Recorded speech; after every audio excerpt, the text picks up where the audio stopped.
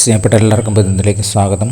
അവനവൻ ഹൃദയത്തിൽ നിശ്ചയിക്കുന്ന പോലെ കൊടുക്കട്ടെ, സന്തോഷത്തോടെ കൊടുക്കുന്ന ദൈവം സ്നേഹിക്കുന്നു. 2 കൊരിന്ത്യർ 9:7 ദൈവിക പ്രോത്സാഹനങ്ങളുടെ ദാനത്തിൻ്റെ ഉപോൽപ്പന്നമാണ് സന്തോഷം.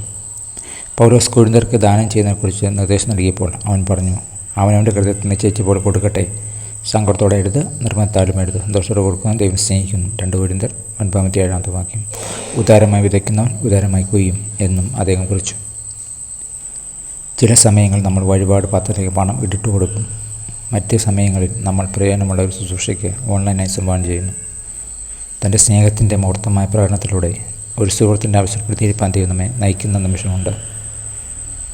നമുക്കൊരു ബാഗ് പലചരക്ക് സാധനങ്ങൾ വാങ്ങിക്കൊടുക്കാൻ കഴിയും, ഒരു ടാങ്ക് ഗ്യാസ് എടുക്കാൻ കഴിയും, അല്ലെങ്കിൽ തികച്ചും സമ്മാനങ്ങൾ നൽകാനായിട്ട് സാധിക്കും. ഇന്ന് നിങ്ങൾക്കാരോടാണ് ദൈവസ്നേഹം കാണിപ്പാൻ കഴിയുക? നിങ്ങളുടെ ദാനം നിങ്ങളിലേക്ക് ഒരു സമ്മാനമായി മടങ്ങി വരുന്നത് എങ്ങനെയാണ്? പ്രാർത്ഥിക്കും. സ്നേഹവാനായ പിതാവേ, അങ്ങയുടെ പുത്രനെ അങ്ങ് ഞങ്ങൾക്ക് സമ്മാനിച്ചു.